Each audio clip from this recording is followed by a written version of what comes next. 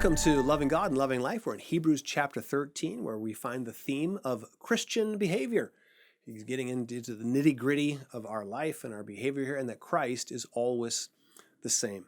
An interesting verse here, the very first verse, he says, keep on loving each other as brothers and sisters. And he says, remember those who are being mistreated as if you felt their pain in your own bodies.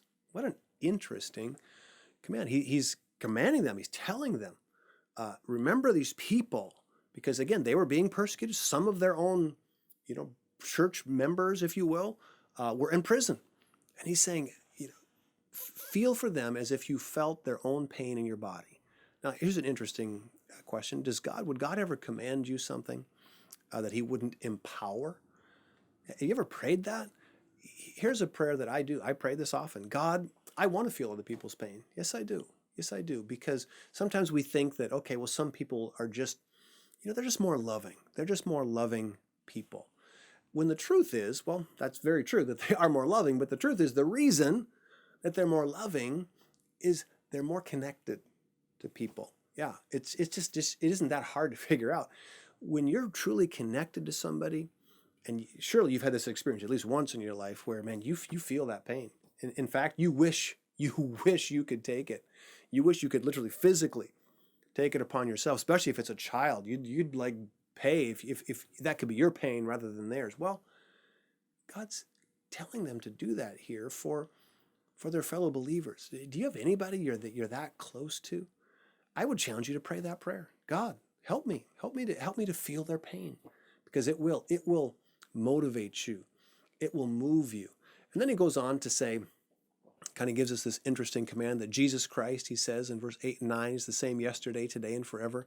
So do not be attracted by strange new ideas. Your strength comes from God's grace, not from rules about food. And he just talks about not being drawn away by strange new ideas. Now, the new ideas in their day would be different than the new ideas today.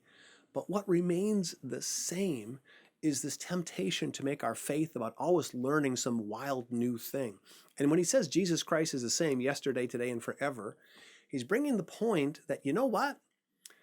It's not like you're going to be learning some wild new thing. The grace of Jesus Christ is the same today. But you know what? Just like I don't get tired of eating some of the same meals, you get the point. The point is, he's saying, if you're not careful, you'll get off the true track, and that is of loving God and loving people and helping people.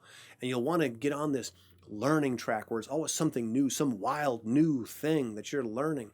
No, Jesus Christ is the same yesterday, today, and forever.